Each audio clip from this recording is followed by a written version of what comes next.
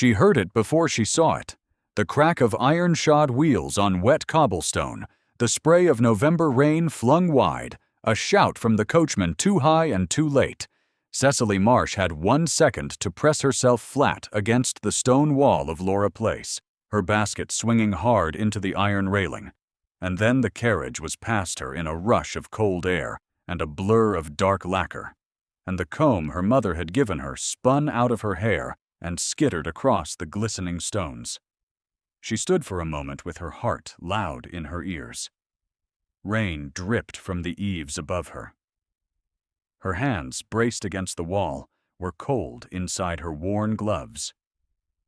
Then she turned to look at the carriage, stopped now, 20 yards down the street, and she saw the crest on the door panel. She saw it clearly because she was standing in the street, and the carriage had stopped, and the light, such as it was on a gray November morning in Bath, fell directly on the door. A ram's head, silver on navy, beneath a coronet.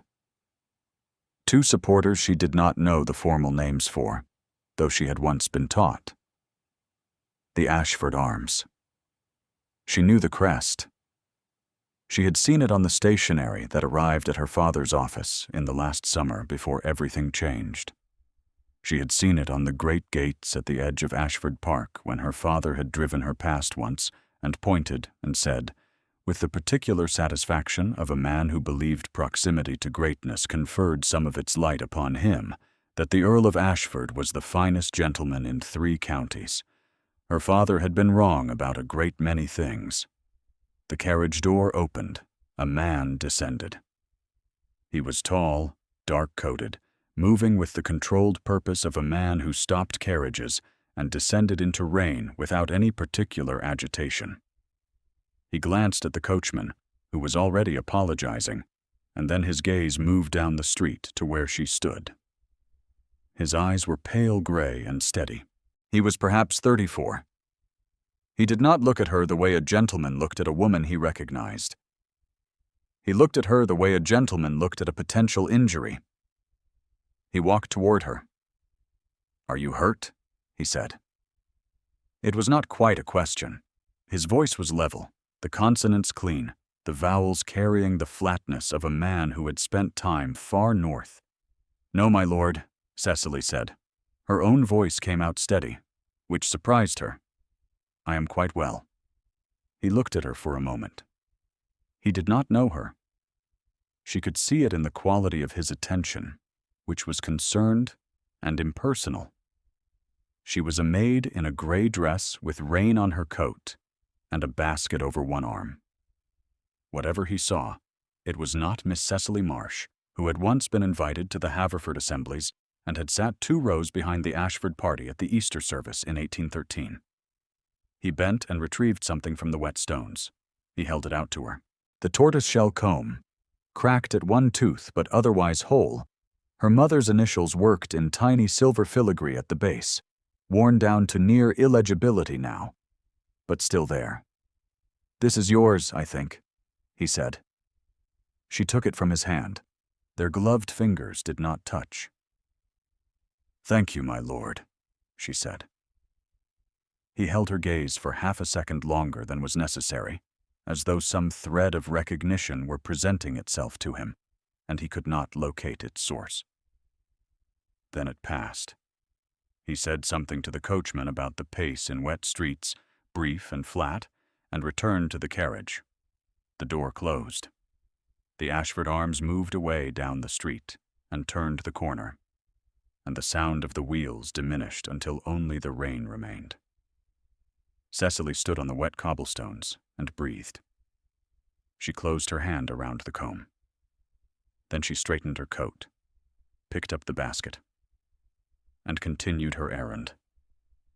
That was the sort of woman she had become. One who continued. She had been in service for 14 months when the carriage almost killed her. She had been Miss Cecily Marsh for 22 years before that, the only daughter of Mr. Robert Marsh, solicitor of Portman Street, London, and latterly of a rented house in Northamptonshire, and before that of a comfortable establishment in Wiltshire that she did not think about if she could help it. Her father had been a clever man in a modest practice with a genius, as she had come to understand it, for spending money he had not yet earned. He had not been dissolute in any dramatic sense. He had not ruined himself at cards, or kept a mistress. He had simply borrowed with optimism and invested with hope. And one morning in the summer of 1815, he had called her into his study and told her, with the expression of a man who could not quite believe the arithmetic, that they were finished. The house would go. The furniture would go.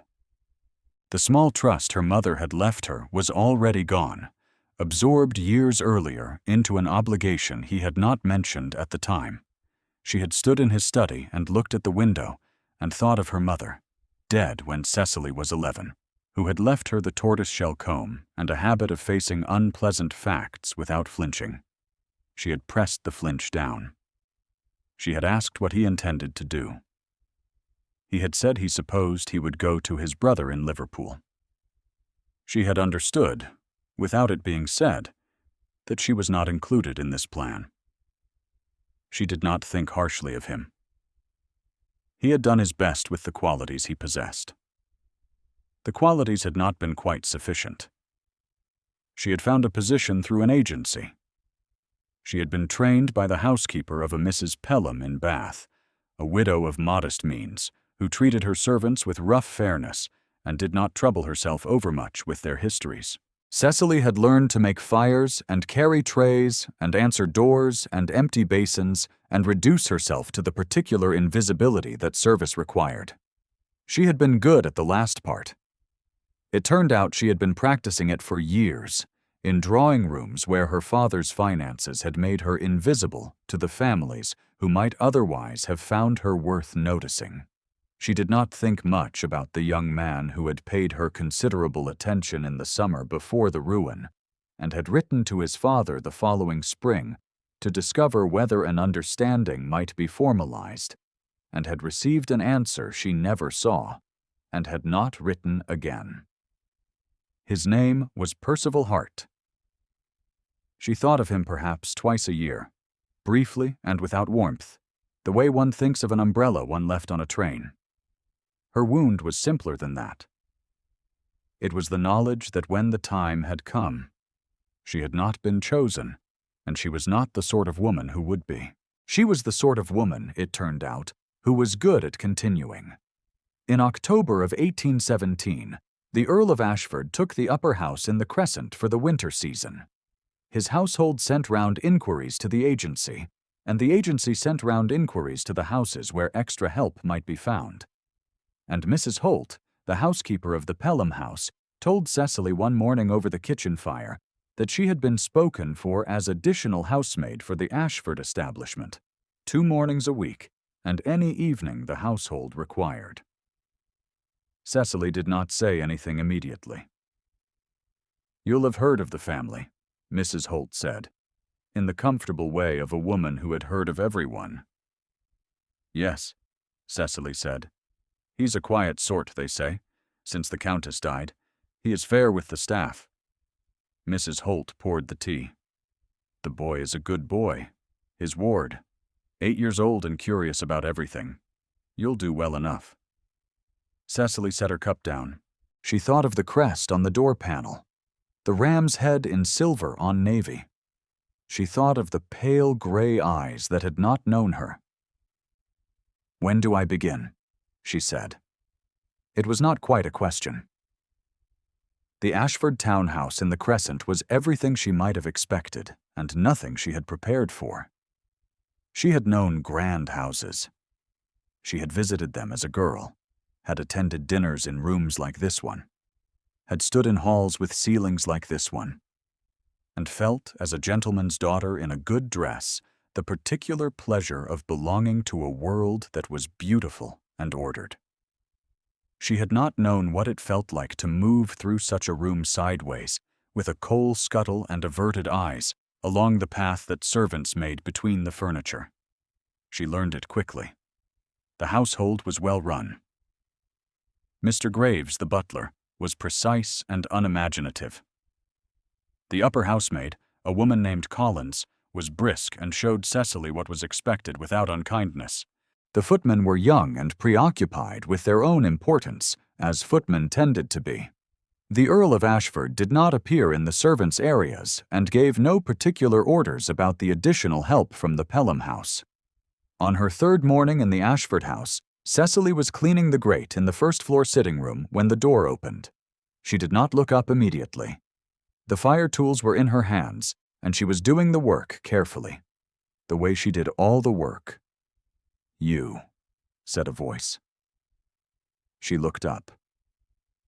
The Earl of Ashford stood in the doorway in his coat, holding a letter, looking at her with the expression she had seen on the wet street, that half-formed attempt at recognition. She was on her knees beside the grate. He was very tall. "My lord," she said. He looked at her for a moment. "I have seen you before." "Yes, my lord," she said. "In Laura Place last week. Your carriage. I was on an errand." "Yes," he said slowly. "Yes, I recall." His gaze moved over her face. He was trying, she could see, to locate what nagged at him, and he could not. The maid's dress was doing its work. The apron and the coal dust and the angle, from a man's height looking down to a woman kneeling, were doing their work. "You were not injured?" "No, my lord." "Good," he said. He looked at the letter in his hand, then at her once more, then at the window. He walked past her and stood at the window, reading the letter.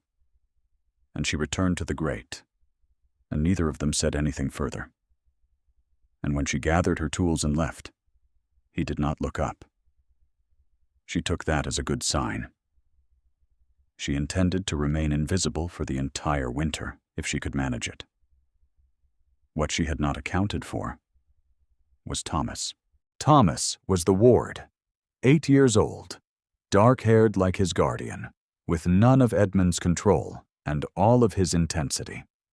He had caught a chill in the damp Bath air and spent his first week in the house confined to the upper rooms, where he was attended by a nurse who read to him in a flat, affectless voice and answered his questions about the natural world with the words, "I am sure I do not know." Cecily was carrying linens to the upper landing on her fourth morning when she heard him. "But where does the river go?" the boy was saying from behind the half-open door. "Hush," the nurse said. "Rest." "I'm resting. I want to know where the river goes." Cecily stopped in the corridor. She set the linens down on the chest. She pushed the door open and looked in. The boy was propped against a stack of pillows, thin-faced and bright-eyed with the remnant of a fever, holding a large illustrated volume open on his lap. "To the sea," Cecily said. The boy turned. The nurse turned. "The housemaid has no business in this room," the nurse said. "I know which river that is," Thomas said. "I can see it is the Avon." "Where does the Avon go?" Cecily stepped inside. "Into the Bristol Channel," she said, "which is an estuary, which means it is where the river meets the salt water, and the water goes back and forth with the tides. There is a bore on the Severn, which joins the Avon further on. When the bore runs, the water rises very fast, sometimes 2 meters or more, and it travels upstream." Thomas was watching her with an expression of complete attention. "That seems wrong," he said. "Water going up." "It seems wrong," Cecily agreed, "but it is the sea pressing in, and the sea is very strong." The nurse said something else about proper duties, and Cecily retrieved the linens and left. Walking back down the corridor, she heard Thomas say from behind the door, "Will you send the river maid again tomorrow?" She did not smile. She was careful, here, about smiling. It was on a Thursday evening in the third week of November that Lady Harriet Ashford arrived in Bath. The dowager was everything Cecily had known from a distance, and nothing she had been prepared to see up close. She was a tall woman, gray-haired, beautifully dressed. with the kind of face that had once been striking and was now merely authoritative. She arrived with a maid, 2 trunks, and the assurance of a woman who considered other people's arrangements provisional until she had reviewed them.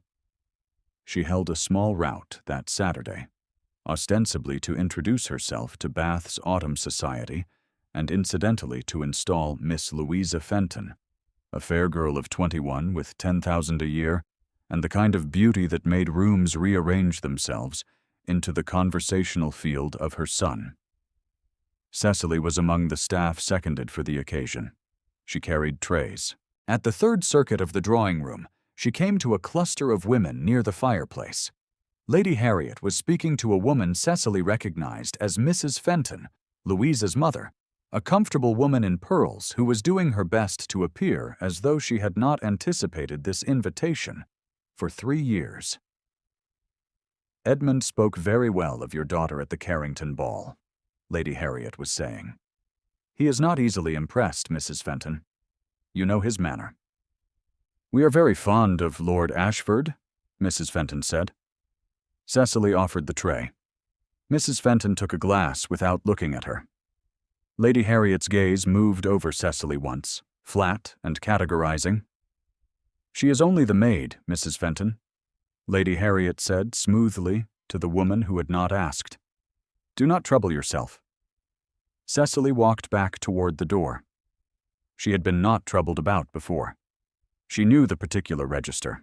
The deliberate naming of a person as beneath the cost of attention, spoken aloud so that the named person would hear it and understand their standing.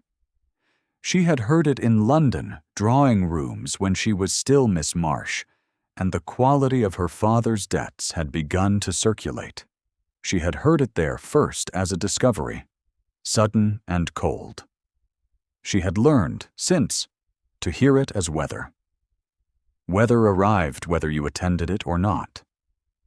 She did not let it reach her face. The rout continued. In the corridor outside the drawing room, she passed Collins, who raised her eyebrows once in the direction of the dowager, and said nothing. Cecily shook her head slightly. They understood each other. There were things in this house that you saw and catalogued and carried quietly, and there were things that were merely the weather. What she had not seen, and could not have seen, was that Edmund Ashford had been standing in the doorway of the drawing room for some minutes, not yet entered, watching the party with the detached patience of a man who had learned to inhabit rooms without participating in them. He had not heard his mother's comment about the tray. He had heard, from somewhere in the room, the faint scrape of silver on china as Cecily set the tray down, and he had looked toward the sound, and she was already gone. A week passed. The November rain settled in, and the crescent steamed in the mornings, and the days shortened to almost nothing. Thomas's fever broke, and he was allowed to sit in the upstairs study with his books, and twice Cecily was permitted to bring him his tea and sit for a quarter hour when her other duties were done.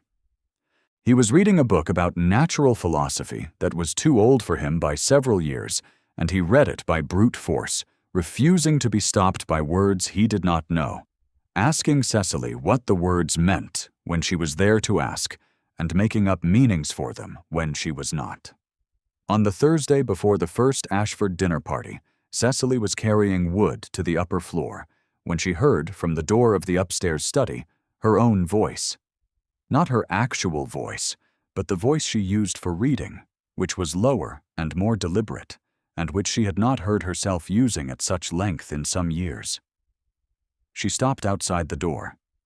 She had left Thomas with a page of Herschel's description of the heavens, which she had been reading to him in parts, because the full text was too long for his stamina. She had not thought he would attempt it alone. She could hear him sounding the sentences out with careful precision. And then she heard him stop. And then she heard him say, quietly, "Cecily." She pushed the door open. He was sitting in the window seat with the book open on his knees, and behind him the Bath sky was the pale gray of early afternoon. and his face when he looked up had the concentrated look of a child who is holding something carefully. She crossed the room and took the book and found his place. "Here," she said. "I will read it." She read for 20 minutes. The candle on the table threw a warm circle around them. Through the door she could hear the house continuing its business below. The footmen in the hall. The kitchen's distant percussion. She was aware at some point that the quality of the air had changed, as though something outside the room had stopped and steadied. She did not look up. She was reading about the nature of light and the distance of stars. When she finished the page and looked up, Edmund Ashford was standing in the doorway. He was not moving. He was looking at her with an expression she had not seen on his face before, because until this moment his face had been a controlled surface, the face of a man who had learned to keep his reactions below the skin. What was on his face now was different. It was the face of a man who had been given something back, that he had believed lost. He did not speak. Thomas, following Cecily's gaze, looked toward the door and said, "Edmund, Cecily knows about the boar tide." The Earl of Ashford said, "Does she?" "She knows a great many things," Thomas said, with the absolute certainty of a child reporting an established fact. Edmund's eyes moved back to Cecily's face. She stood. Because one stood when the Earl entered the room. And she was aware of the book in her hands, and the candle and the window, and all the vast machinery of the difference in their stations arranged between them like furniture in a room. "I have interrupted," Edmund said. His voice was careful. "No, my lord," Cecily said. "I have other duties." She set the book on the table beside Thomas. She did not hurry. She had learned, in 14 months of service, that hurrying looked like something to hide. She did not look at his face again as she passed him in the doorway. In the corridor, her pulse was doing something unsteady, and she placed one hand flat on the wall and breathed twice, and did not investigate the cause. If you have found yourself wondering, as Cecily walked away down that corridor, whether a man standing in a doorway could carry something that changed shape between one breath and the next, you have arrived at the question this story is asking, is stay, and it will be answered. That evening, Edmund sat for a long time in his study. At some point he took the miniature of Adelaide from his breast pocket and set it on the windowsill instead of returning it there. Adelaide had had fair hair and a cheerful temperament, and she had hated the North. He had believed, for 3 years, that he had taken her too far from everything that sustained her, and that the isolation of the northern estate had been a slow drain on her spirit, and that the child that killed her would not have come at all if he had listened when she had said, in a voice she had tried to make light, that she found the dark and the cold rather more than she had bargained for. He was not sure this was the truth. He had no way to be sure. He had been sure enough for 3 years to carry the certainty like a stone in his coat pocket, and he had let it govern his behavior. And he had let it stand between him and the question of what he was prepared to want. He looked at the miniature for a long time. He looked at the rain on the window glass. He looked at the cracked tortoiseshell comb he had placed, without quite deciding to, in the corner of his desk when he had emptied his pockets 3 weeks before, meaning to ask Collins whose it was, and never quite doing so. He did not touch the comb. He returned the miniature to his pocket. He pulled a letter toward him. He did not write anything on it. The dinner party fell on the 21st of November. Lady Harriet had organized it with the efficiency of a woman who understood parties as strategy, and the guest list contained 14 people, of whom 3 were the Fentons, mother and daughter, and the father who did not speak much, and of whom the rest were the supporting fabric of Bath society arranged to give the Fentons context. Cecily was among the staff serving the meal. She moved with the careful efficiency she had learned to wear like a uniform. Plates and glasses, the correct distance, the the correct pace, her eyes on the work and her face arranged into the pleasant blankness that was neither smiling nor not smiling. She was carrying the removes to the sideboard when she heard Lady Harriet speak. "I wonder, Edmund," the dowager said, from her end of the table, in the carrying voice of a woman accustomed to being heard across rooms, "if you might walk with Miss Fenton in the Crescent tomorrow morning. The girl is fond of walking." Edmund said nothing immediately. Cecily set the dish down. She heard Lady Harriet continue. "Miss Fenton is quite the most sensible creature I have met this season. You know how I value sense in a woman." Cecily turned toward the door. She passed Lady Harriet's chair. The dowager did not look at her. She had been looking at her son, and yet she spoke to the table at the moment Cecily was in full passing view, and the words reached Cecily clearly. "The maid has no business in this corridor," Lady Harriet said. The table had gone slightly quiet, in the way tables did when something had the quality of a performance. "Graves, tell her to use the servants' door." Cecily walked through the servants' door without being told. She set the dish down in the kitchen and stood for a moment with her hands on the worktop and her back to the kitchen maid who was watching her. She was not hurt. She had been not hurt in this particular way many times. What she was, she recognized after a moment, was tired. Tired in the deep particular way that had nothing to do with the work and everything to do with the weight of continued erasure, which was not violent, but was accumulative. The way rain was. The way small cold things were when they never stopped. She finished the evening. She walked back to the Pelham house in the dark, the comb in her pocket, her coat too thin for the November air.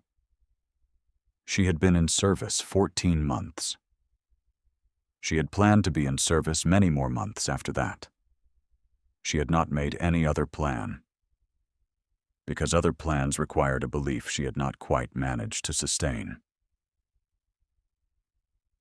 It was Mrs. Holt who told her, the following Monday morning. Lady Harriet had spoken to Graves. Graves had spoken to the butler's registry. The instruction, relayed from the Ashford house, was that the additional housemaid from the Pelham establishment would not be required for the remainder of the season. This was phrased, as such instructions always were, in the neutral language of household management, with no stated reason. Mrs. Holt relayed it to Cecily across the kitchen table with the careful expression of a woman choosing not to say what she understood. "It is no reflection on your work," Mrs. Holt said. "You know that." Cecily said, "Yes." Colin sent a word to say she was sorry for it. Cecily folded the letter the agency had sent. She thought of Thomas and his questions about the boar tide and the stars, and the look on his face when a thing was explained to him, and he understood it. She thought of the Earl of Ashford standing in the doorway with the expression she had not seen before. She thought of these things briefly, and then she folded the thought away. She had been not chosen before. She knew the shape of it. It was quieter than violence, and it lasted longer.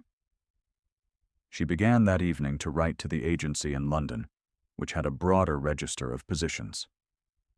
She took out her mother's comb and set it on the writing desk beside the candle and wrote the letter by its light. Bath had been a reasonable post. She was grateful for it. She would find another. She did not know that a different letter had arrived at the Ashford house that same evening, delivered to the Earl's study. She did not know that Edmund Ashford had sat reading it for a long time, and that the letter had come from his secretary, who had relayed an account of the instruction Lady Harriet had issued to Graves, and that the account had included the phrase, as it had been communicated down the household chain, that the order was to dismiss the maid from the household's books entirely. She did not know what he had done with the letter when he was finished reading it.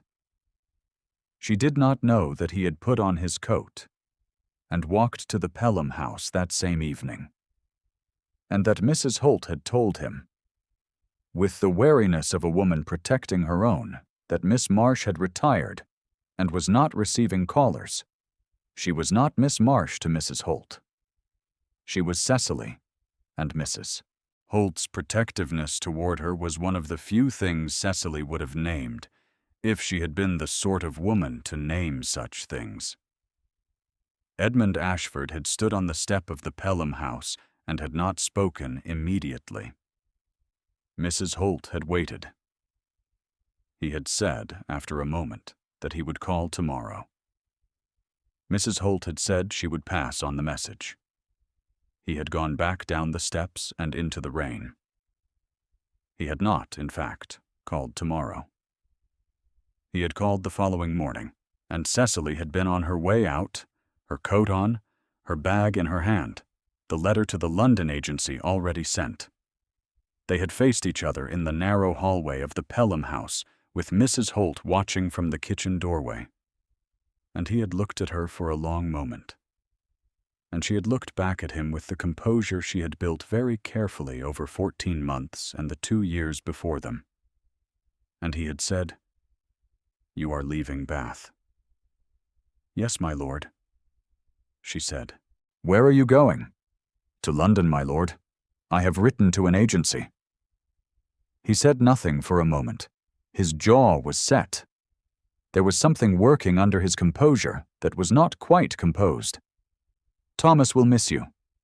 "Thomas is a very clever boy," she said. "He will find other things to know." There was a silence between them. She could see him reaching for words and not finding the right shape for them, and she understood that the Earl of Ashford was not accustomed to this particular difficulty. She could see, under his coat, the faint line where his breast pocket sat, and she thought of the miniature, and Adelaide, and the northern cold, and the weight he had been carrying for 3 years, and she did not let herself hope. She understood with great precision that hoping was not the sort of thing she did. "I will attend the assembly rooms tonight," Edmund said. He said it as though it were a statement of logistics, but she heard something in it that she did not know how to name. "My mother has arranged a party." "It would be." He stopped. "It would be appropriate if you attended." She looked at him for a long moment. She was a maid in service. The assembly rooms were not appropriate. He knew this.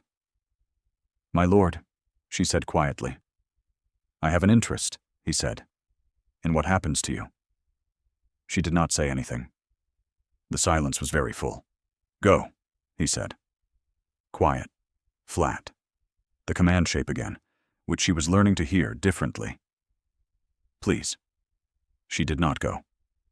She left Bath that afternoon, 2 hours after she had planned to, because she stood in the hallway for longer than was sensible before she picked up her bag.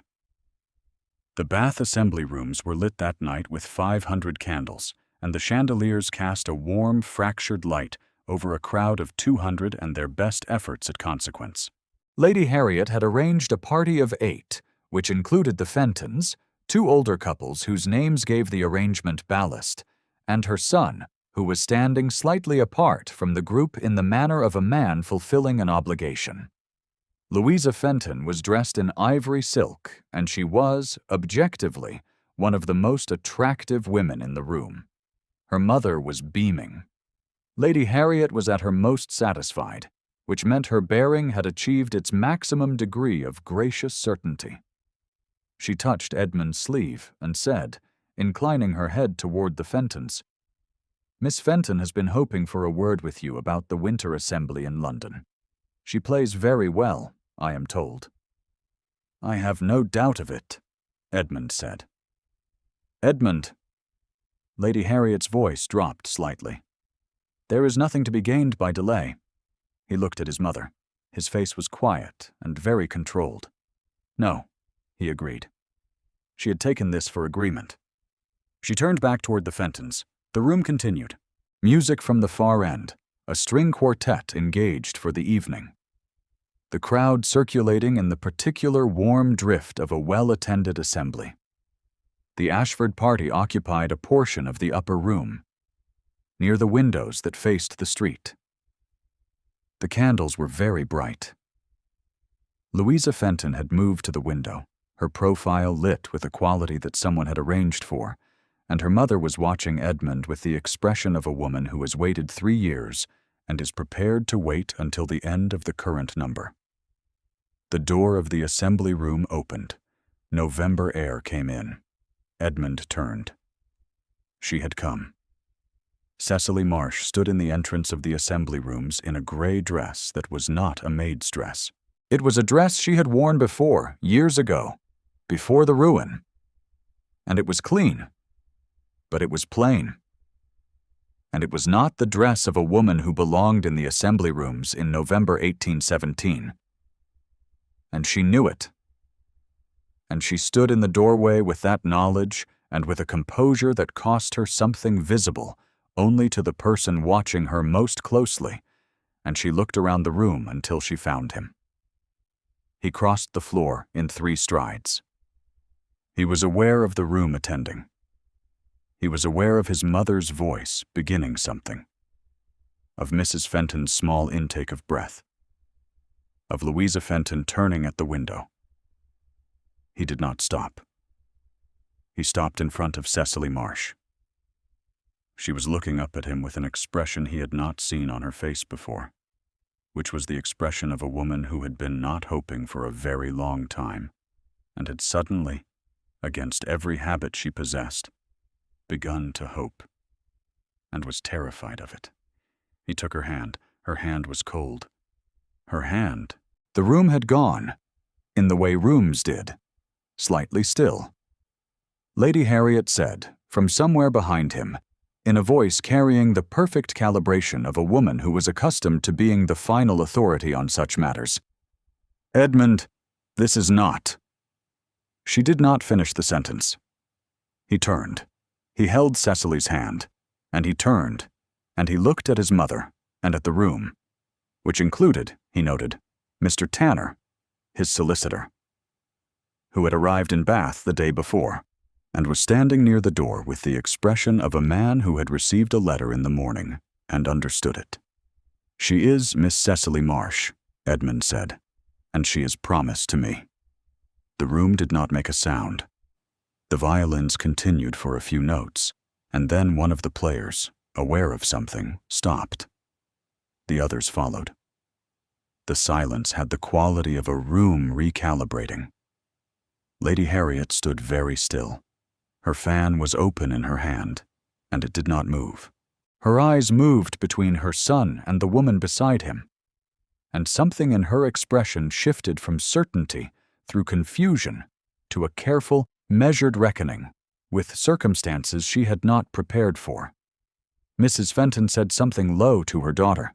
Louisa Fenton looked at Cecily Marsh, and then she looked at Edmund, and her expression was not cruelty and not surprise, but something quieter, which was the expression of a woman who had known, on some level, that politeness had never permitted her to voice, that this was the shape of things.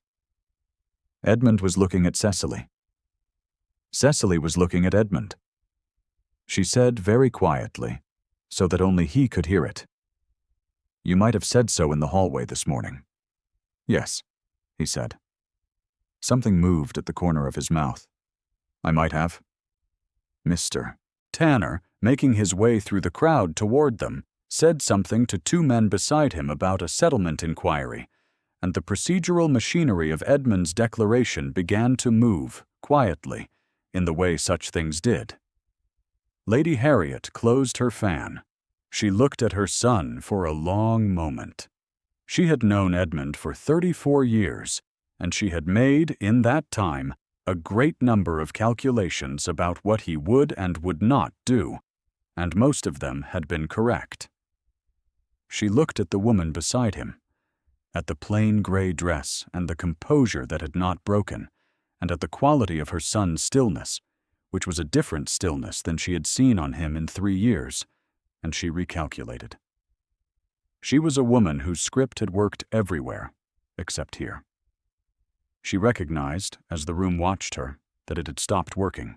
She gave a small, deliberate nod, the nod of a woman choosing, at the last available moment, the version of dignity that was still available to her, and she turned back to her party, and the assembly rooms began, slowly, to breathe again.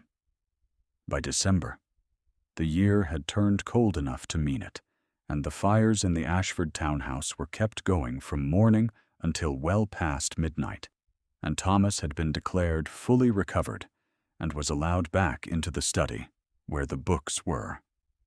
On the evening of the 14th, he fell asleep in the window seat over a volume about the formation of islands, and Edmund carried him to bed.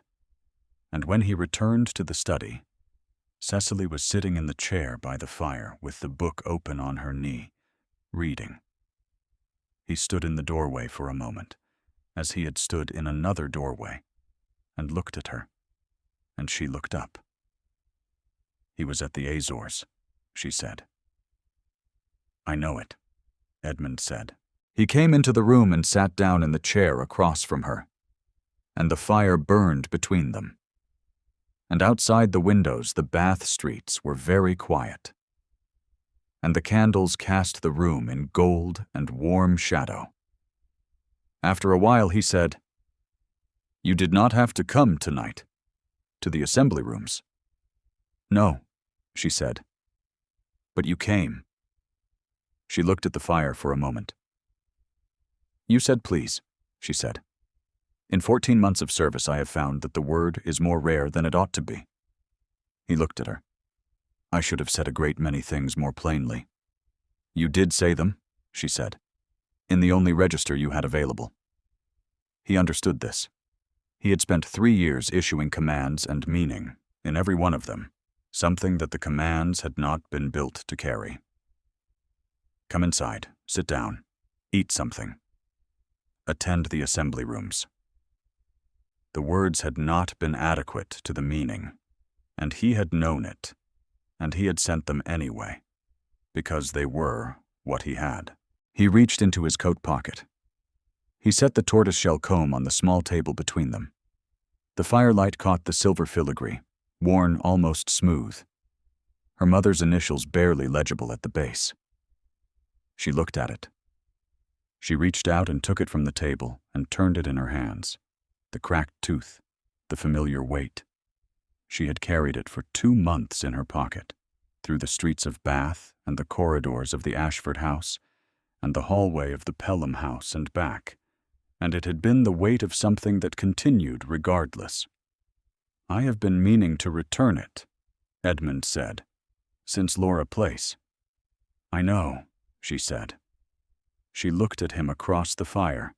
He was watching her with the open, unguarded quality she had seen once in a doorway and had been trying very carefully not to think about. "You knew me," he said, "from before.